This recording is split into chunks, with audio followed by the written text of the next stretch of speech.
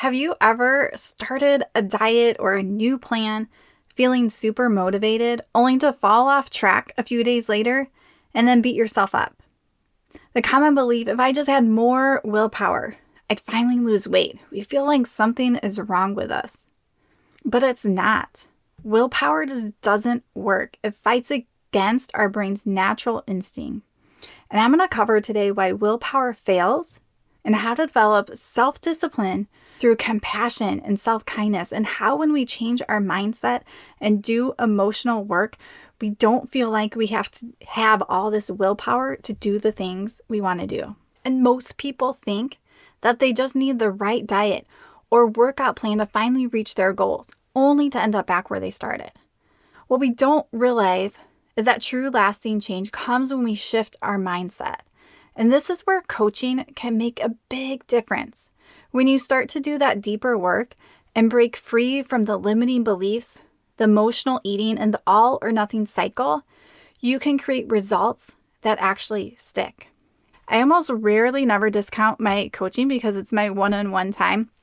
But for a limited time, I'm offering 30% off 3 months of my coaching and or personal training app. So this is the perfect time to get that support and accountability you need to stay consistent and make real progress. No more trying to figure this out on your own. No more being stuck. So if you've been thinking about making a change, but you're not sure where to start, or you've tried and you just haven't gotten to where you want to, then reach out for coaching. I know that it can feel intimidating for reaching out for coaching because most of us think that we should be able to do it, that we shouldn't need help. But that's exactly what keeps us stuck. And I know this firsthand. I have a coach myself, and having a coach has been a game changer for me. As I've been going through this big move from Phoenix to Oklahoma, I was so grateful that I had my coach because it created a lot less stress, because I was able to bring the thoughts and feeling that I was having to coaching that were making me not feel great. And I was able to work through those emotions and those thoughts and shift my mindset to something that actually served me and made me feel better. And then I had that accountability too, because I know that I would see her next week. And that's exactly what coaching can do for you. It can give you structure, guidance. It can help you to shift your mindset, work through any emotions that you're feeling stuck with, and know that you have someone in your corner that's going to follow through.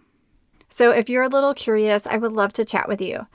I offer a free call. There's going to be a link down below, and you can choose phone or video, whatever you're comfortable with. And we're just going to talk through your goals and your struggles, see what's been holding you back, and really figure out what you need to do for that next step. There's no pressure.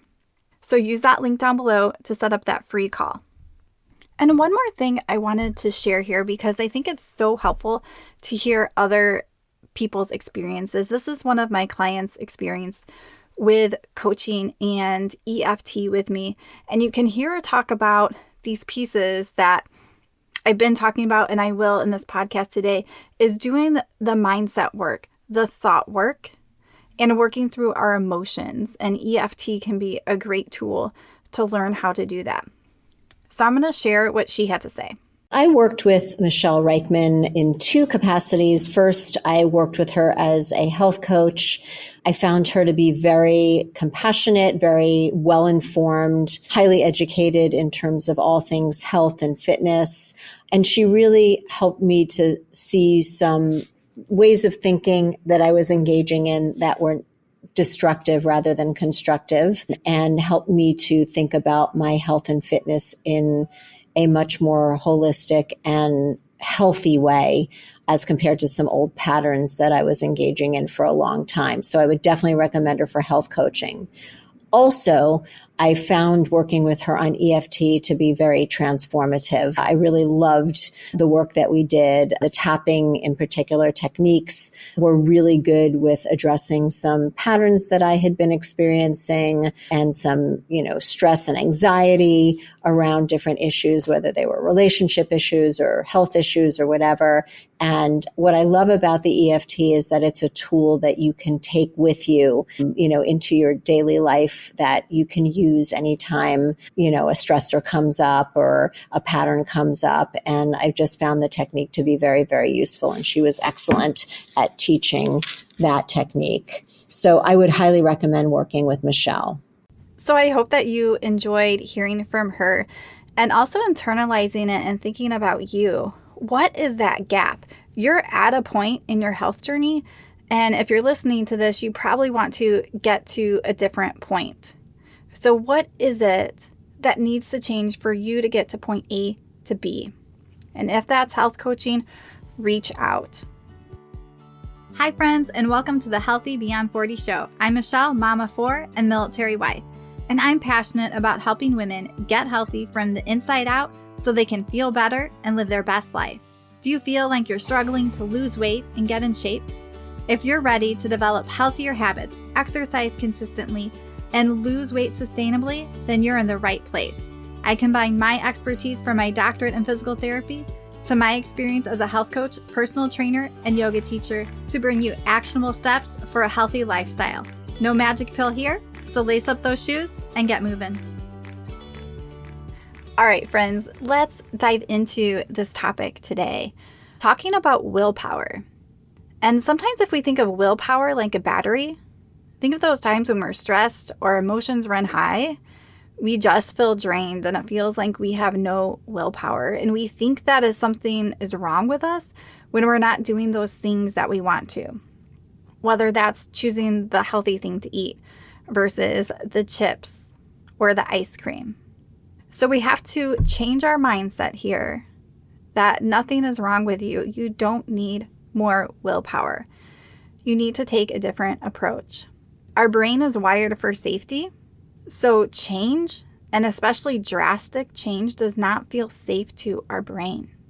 So we want to work with our brain when we're working on our health or we're trying to lose weight.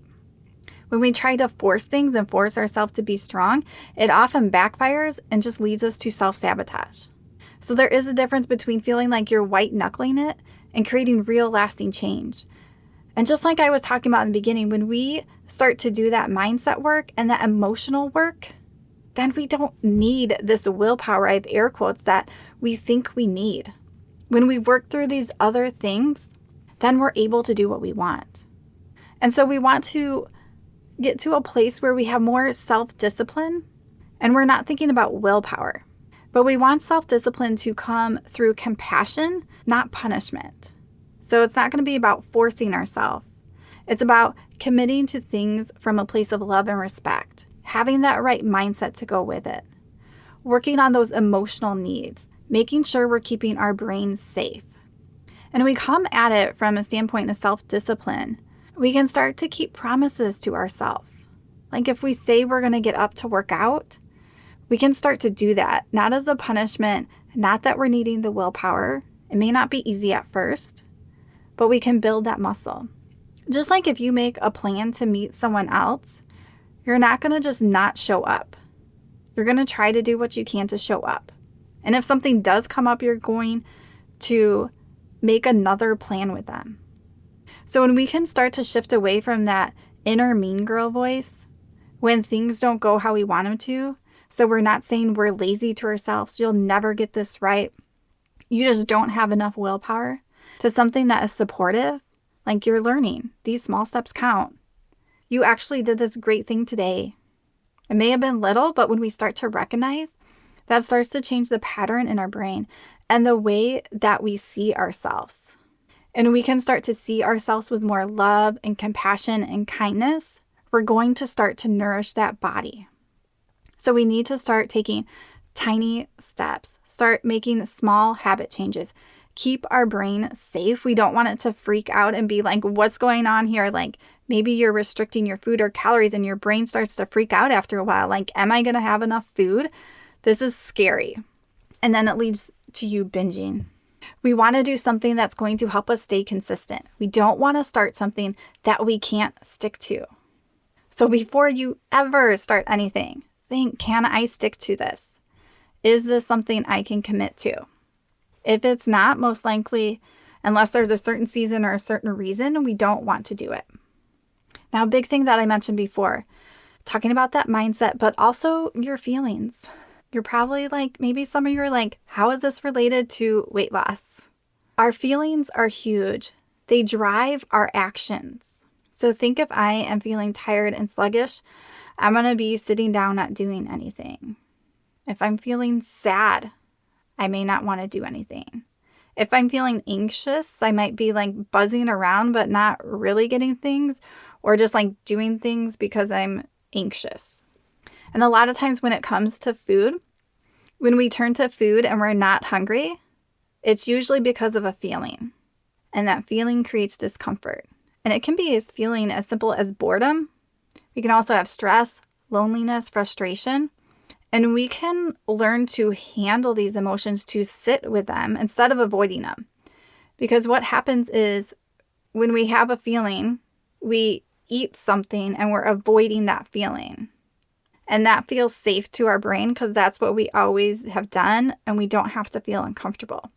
But the truth is, if we know we're safe, like maybe I'm just feeling a little bored, maybe after dinner you typically have some treat that feels comfortable to you. And if you don't have that treat, you start feeling uncomfortable. And a good thing to ask yourself is, am I safe? It may sound silly in a situation like that, but maybe your brain isn't feeling safe if you don't go grab for that food. So we need to assess and tell ourselves the truth. Are we safe?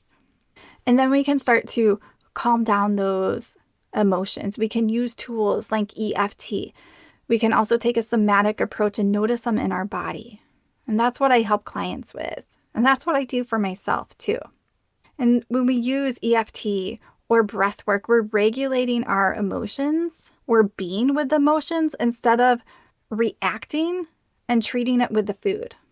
So you can see how if I do keto, let's say, and I'm following this rigid diet, but I don't work on these feelings and the mindset work, most of us won't stay on keto long term.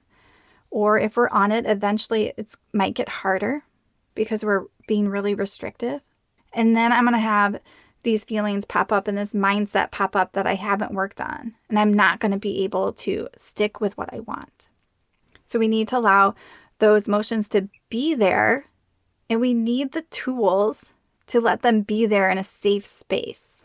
So instead of trying to escape them through food, we're going to learn how to feel them and move through them. So you can see that you don't need willpower if you know how to handle your emotions. And it takes practice and it takes time and the right tools. But you can do this. And when you do this work, this goes with you for the rest of your life. So not only if we're doing health coaching, a lot of times it goes beyond our food. We might talk about relationships or work or these other things that pop up that cause us stress.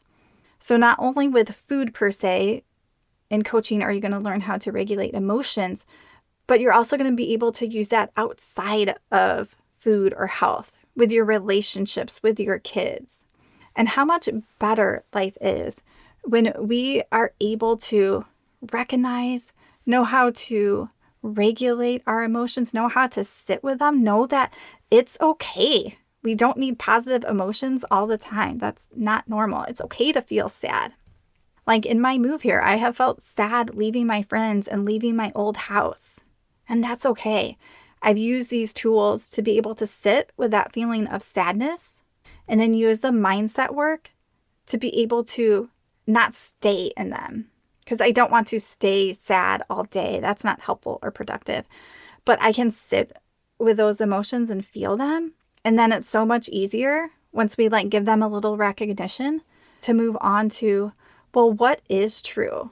And working on that mindset and how I want to move forward in my day. And so often we're living in the now, but especially when it comes to a health journey, we want to think about that future person, like that person we want to become, and what decisions would that person make? So when I'm debating about what to eat or trying to talk myself into this small bag of chips that I know I don't really want, I can think of that future person. When I think about I'm getting home from work and I'm feeling a little tired and I would rather just sit down for 30 minutes, Or with that future self, just sort of like do at least 10 or 15 minutes of a quick workout.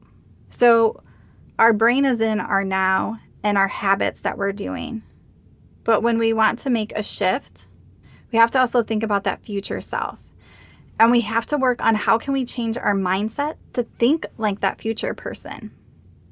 And so I love having people work on this future self they want to be, because sometimes it helps us in the present moment to make different decisions because we're not there yet. So how can we use these different mindset tools, visualizing tools to get us to where we want to be? All right, so I hope this was helpful, made you guys really think about this mindset piece, this idea of willpower, and knowing that willpower isn't the answer, or your lack of willpower is not the problem. The key to real lasting weight loss isn't about forcing yourself through sheer effort. It's about being able to work on that mindset, work on those emotions, and creating more self-discipline through a place of compassion and kindness to yourself. So you can get to a point where you keep promises to yourself, like about what you're going to eat or how you're going to nourish your body, how you're going to move your body. And you'll notice that when you allow yourself to feel your feelings instead of numbing them with food, you're going to start stepping into that future self, that person that you want to be. And if you're ready to make this shift and stop trying to do it alone, this is your chance. Maybe you already know some of those habits or steps that you need to do to be healthier, but you're stuck in actually doing it and staying consistent. That is the hard part. And that's where coaching changes everything. Accountability can really be the missing piece that helps you to follow through when life gets busy, when people get sick, and when motivation fades. So remember, I'm offering 30% off for 3 whole months of my coaching. And after that point, if you are a teacher, military frontline worker, you will continue to get 10% off too. I have that 10% discount all the time. So if you're really tired of starting over and want real support, let's talk. There's going to be a link down below. We can set up that free call, go over those goals and struggles, and find out what the best fit is for you. So you don't have to do this alone. So I'm here for you if you need it. All right, guys, if this episode resonated with you, then take a minute and write down, so maybe in an app on your phone or a piece of paper, what really resonated and stuck out to you. Maybe you need to listen to it again. Sometimes we need to hear multiple things to figure out how to incorporate it into our life, because I don't want you guys to just take information. We have to turn that information into actionable steps. All right, friends, hope you guys have a great week.